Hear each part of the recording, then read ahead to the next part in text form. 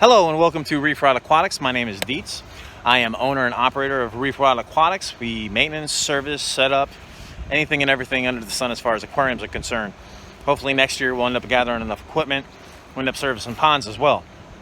So let's go ahead and get down to the point of this video.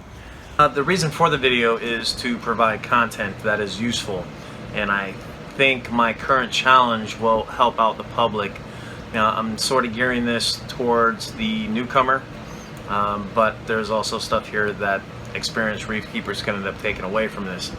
Sorry for the washed out image, but this is my 20-gallon tank, and the challenges that I'm having, like most experienced reef keepers will tell you, is it can sometimes be a challenge to try to keep a mixed reef.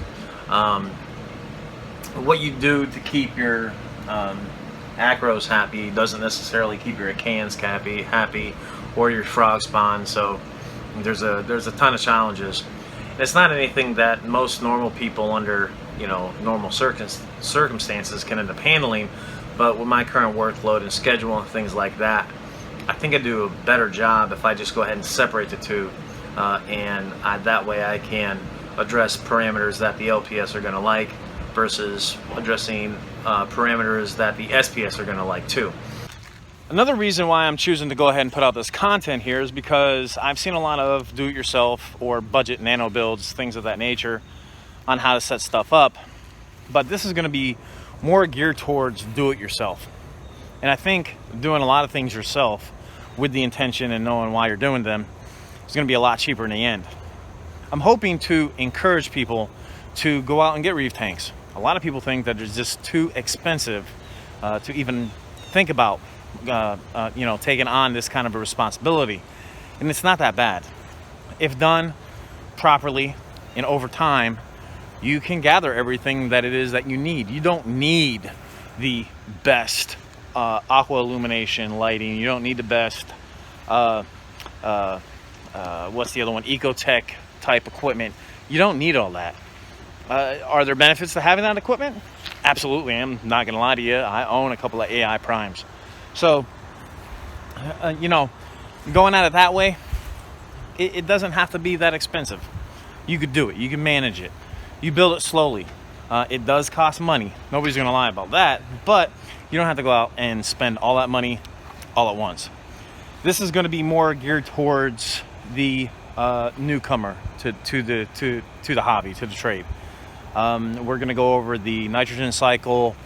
We're going to cover lighting, par, things of that nature. This video series is at least 4 or 5 videos long, and take the new people from the start to the finish, and hopefully help them be successful. For all you guys out there that are you're experienced, you know what you're doing, hopefully this video shows you guys a new twist on things and allows you guys to go out and hopefully encourage you to go out and do the same thing I'm doing. Maybe put your own little tiny twist on it. Maybe do things a little bit differently. Who knows? But let's go ahead and get to the tank. Alrighty, well, here we are. This is in my bedroom, and this is the 20-gallon long. I got it set up on a yoga mat on top of a old dresser, and there's ample enough power back there. So go ahead and start tallying up this budget bill. I bought this, I'm not going to say what store I bought it from, but I'll give you a little hint. This is $1 per gallon. So we got 20 gallons right here, 20 gallons long, 20 bucks. Now I have the prices and I have the description, everything in the description. The other thing that you need is you need a heater. Okay, this is the Aqueon Pro. I've been using these like mad. They're not made out of glass. They're made out of a plastic, and they don't crack. Very good heater.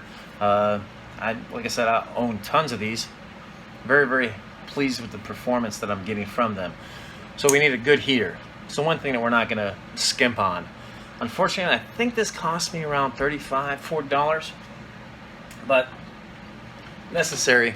Most failures that occur in aquariums, whether it's freshwater or reef or whatever, is the heater. Crack, fail, stay on. That one right there performs very, very well. The other thing that we're going to need is some sort of nozzles. Now, these are some China nozzles I picked up on Amazon. Again, I'll have everything down there in the description. And the neat thing about these is not only can you connect it here, they pull apart. So that's good. Like I said, I think this cost me maybe $10, if that. So we got those. The other thing you're definitely going to need, and I highly recommend, and you can, this is Aquascape's Pro Black Silicone. The reason why I bought this instead of going with like GE1, I don't like taking the chances. And incidentally, this was actually cheaper than the actual GE stuff. So definitely buy a good sealant that you know and trust, and won't leach anything back into the aquarium and end up killing everything. So we got that. I think this was $10.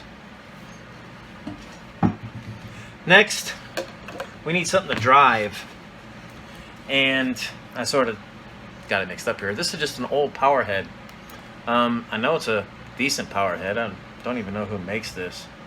It's a Marine Land power head. You can pick this up almost anywhere. Very, very cheap. And I got a piece of hose and another piece of hose just stepped down so that I could run these in here. So cheap. Already had it, but you could buy them anywhere else.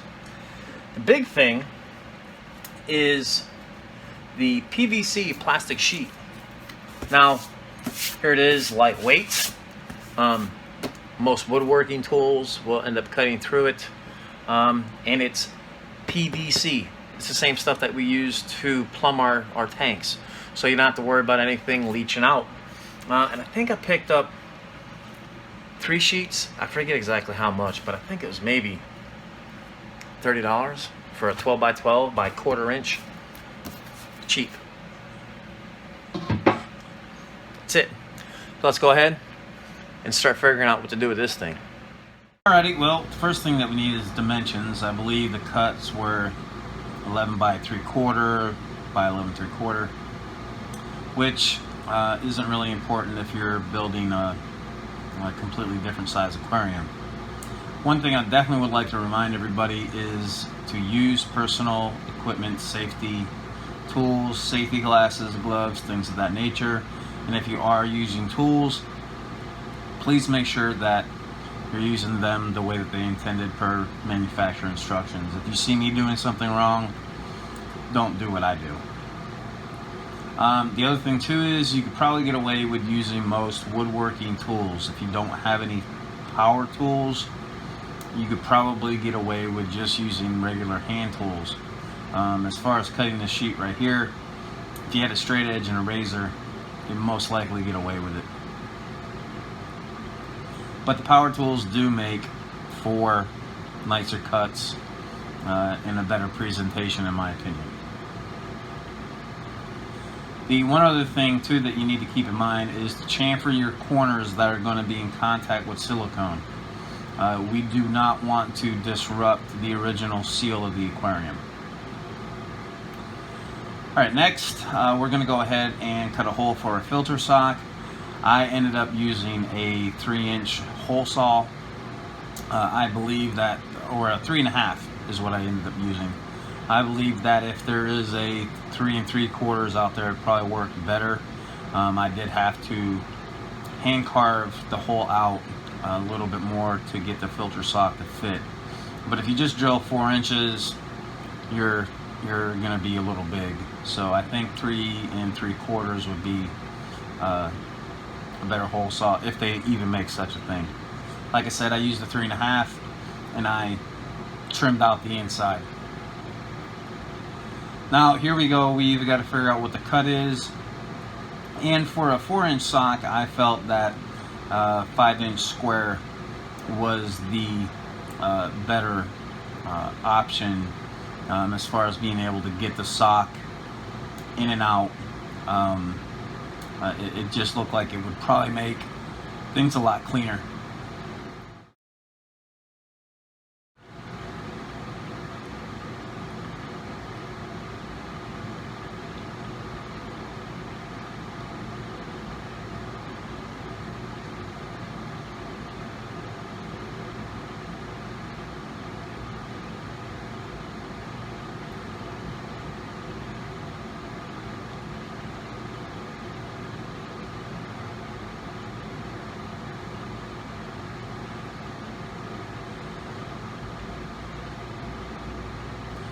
And here you see me measuring up. It's 5 by 5.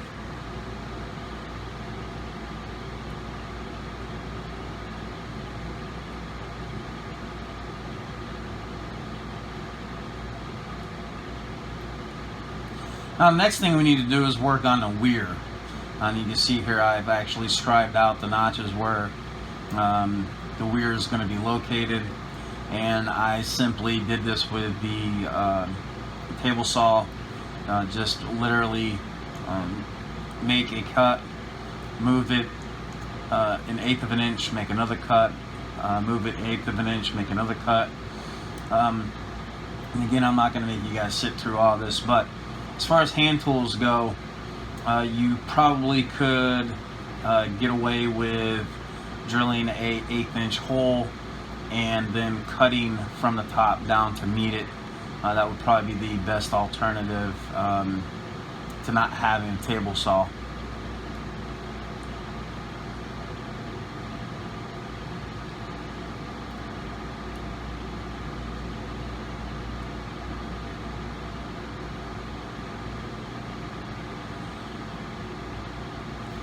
In here, I should have put a stop at the end of this, but I didn't, so I had to do everything by eye. Any time that the saw blade met the mark, I went ahead and retracted.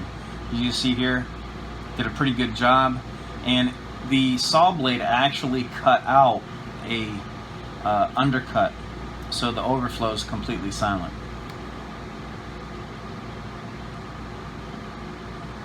Now this cut right here is the baffle that will be joining the filter sock holder, the front glass, and diverting it into the second chamber, as you can see right here. Now gluing was somewhat problematic. PVC glue did work. The slow cure time was something that I had to use a framing square to make sure that it stayed straight during that time frame, but PVC glue was what worked for me. And of course here I am literally honing out this hole, trying to get the 4-inch filter sock to fit. It was a tedious process, but again, not anything that couldn't be handled with hand tools. So now we get down to the assembly. I went ahead and made sure that everything was straight and square with the glass. Very careful about that. And if you notice, the only thing that I actually have in there at this moment is just that one baffle. This is because being able to fit this into a pre-existing aquarium without disturbing anything, that was all the room that I was allowed.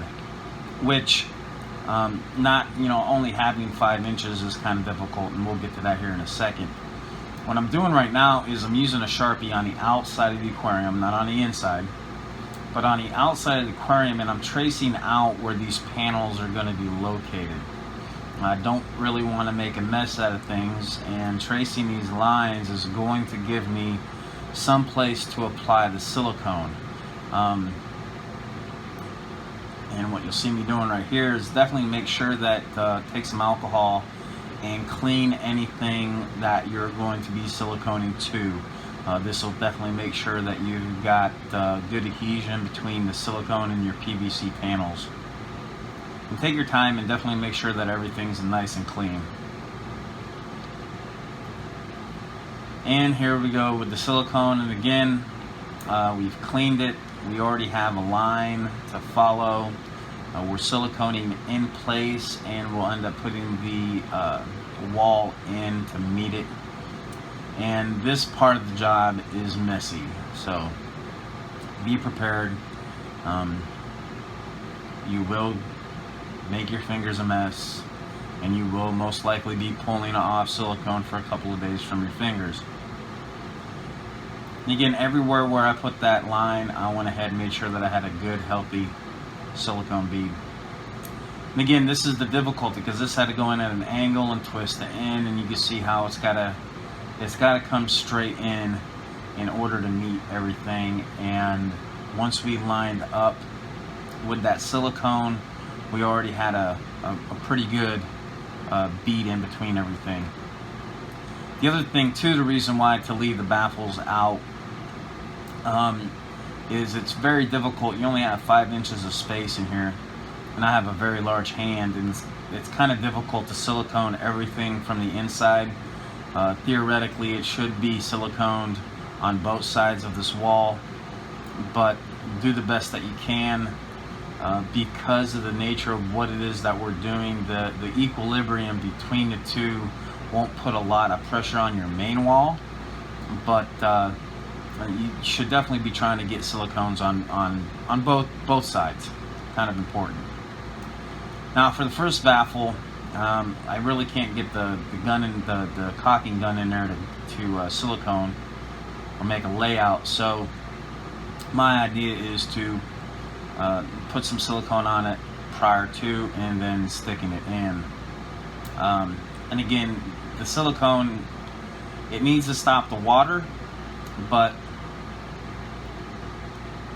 we definitely want it to be as watertight as possible.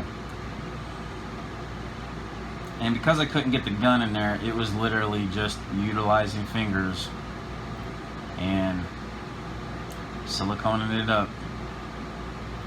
And again, very dirty. Alrighty, so there we go. For $100, you could go ahead and get started on your very own reef tank. And please remember to subscribe, like, hit the little notification bell, so that way when the other video gets released, you guys will know about it. Happy reefing.